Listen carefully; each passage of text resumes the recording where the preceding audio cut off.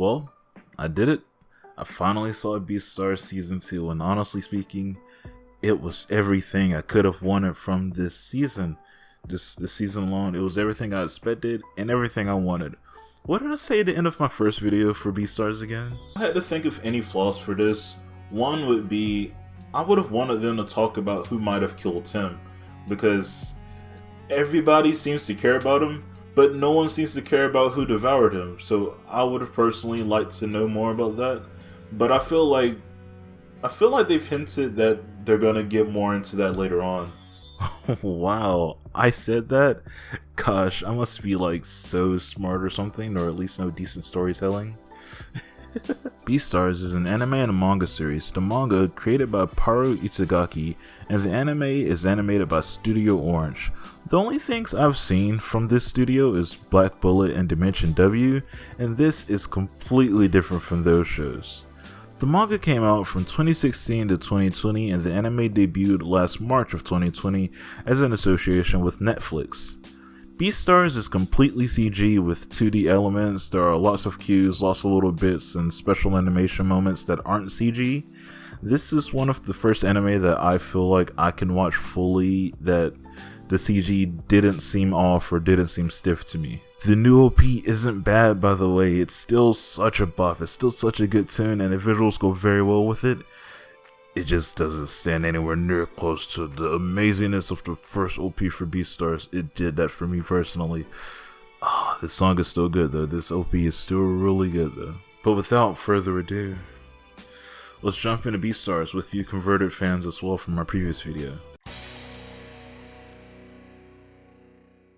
As mentioned earlier in my Watch Beastars video, this had a really huge tonal shift. Not that huge, but a really huge tonal shift. While Season 1 focused on Haru and Legoshi and the romance between them, because I feel like that would have been the easiest way for them to show what the world is about. Show the tension between the carnivores and herbivores with this interspecies relationship that's flourishing. Season 2 is about Tim's death. Who killed Tim? Who murdered Tim? And I love it. It's a crime drama, boys. Let's fucking go. I love crime dramas. Let's go. But how to get to the shift is kind of weird, honestly speaking.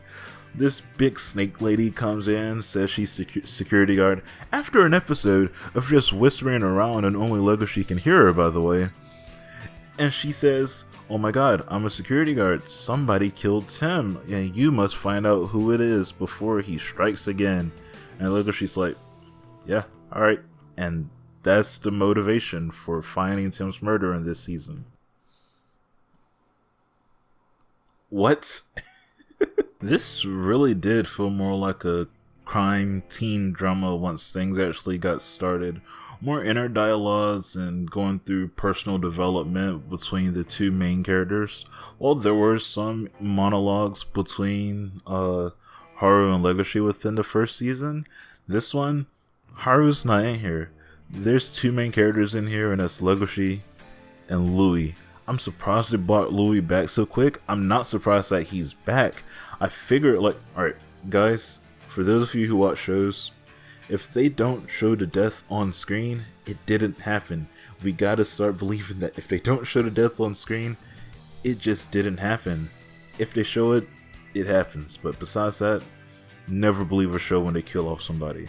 Important. Louis' character is weird within this season. He somehow got himself tangled up with the Tsuchigumi by becoming the mob boss, the leader of that group. Yep, the last time we saw Louis, he blew the brains out of the leader, and now he is the leader. Okay. He feels like he has to accept society and somehow change it from within with the actions that he does and he takes with his familia, or I guess family. I don't know why I said familia, I'm so sorry. It's a JoJo's thing, okay. Louis, no matter the weird development that went on within this season, is still one of my favorite characters to watch. I see him as kind of like a wild card now. Like, you never know what he's gonna do. You never know what he's gonna, like, you never know what to expect. Like, you know in Naruto, where it took like 500 episodes for Sasuke to go bad and then go realize his mistakes, and eventually at the end turn back into a good guy and like realize he needs to be there for Naruto and stuff. Well, they do this in 12 episodes where he feels like he doesn't need the help with the mob boss anymore. All he needs is Legoshi to change the lives of the world. For Legoshi's character, while season 1 was about him finding the confidence he needs to survive in this world, season 2 was more about him becoming one with his primal instincts, learning why does he eat meat, why does he crave it, and does he need it to get stronger. I didn't know how much Legoshi was going to develop within this season because it is very different from the first season, and his character developed quite a bit within the first season, honestly speaking. But it's safe to say that I think it did pretty well with the character development within here.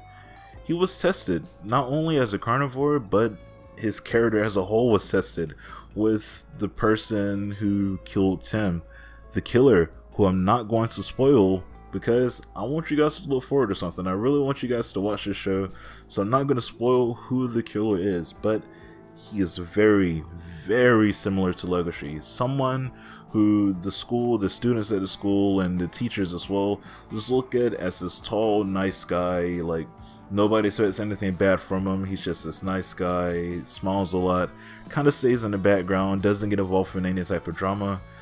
But there's this big but about him, and it's that the way he loves and becomes closer with people is very sick and twisted. The killer believes that becoming close with a herbivore is only possible by devouring them, and only then can you feel and remember their memories and hold them dear to you. Only after devouring is that possible.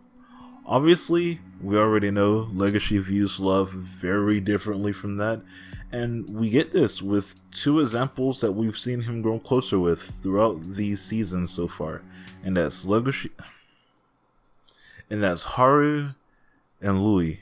The only thing that confuses me throughout this entire season is that moth larva scene. Like, okay, it was just weird. It was just weird. If you've seen it, you know. I'm not going to explain it. You're just going to have to watch it. If you want to Google it, that's fine by me. But if you've seen it, it's fucking weird. It's just weird. Overall, Beastars is building to be one of my favorite anime of all time. It has already introduced two of my favorite genres that I am completely into, which is romance and crime drama.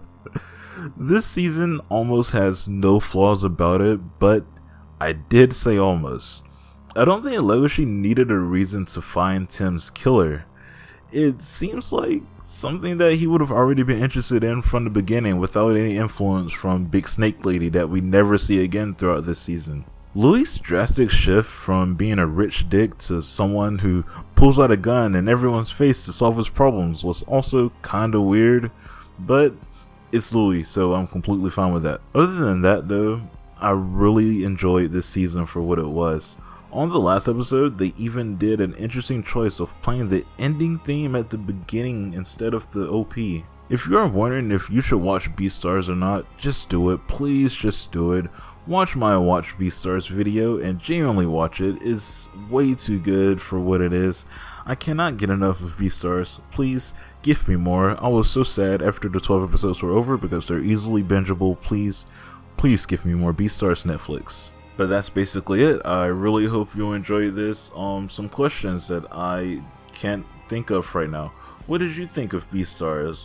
What are your opinions on Legoshi's development? Did you like seeing him with no fur for basically the entire season? Did you like that look? Did you like the look at the end? I fucked with that look heavy on the last battle after that one scene. OMG, that was such a great scene, and he looked so cool. Was it 2D? I think it was 2D, right? He looked so cool. It looked so cool. But yeah, what are your opinions on those? Do you really like Beastars as much as I do? Is it one of your favorites so far? I'm trying my hardest not to switch to the manga and just read that because I like doing these videos. But OMG, like, I really want to finish the story. It's so good. It's so good. But the animation, the visuals, the music, all of that kind of works with it. So I'm afraid to also go to the manga to see that without those stuff added onto it. It's still gonna be a good story, but I like doing it like this. Yeah. And once you comment, of course, I'll reply back as soon as I can. As always. That's it. Goodbye.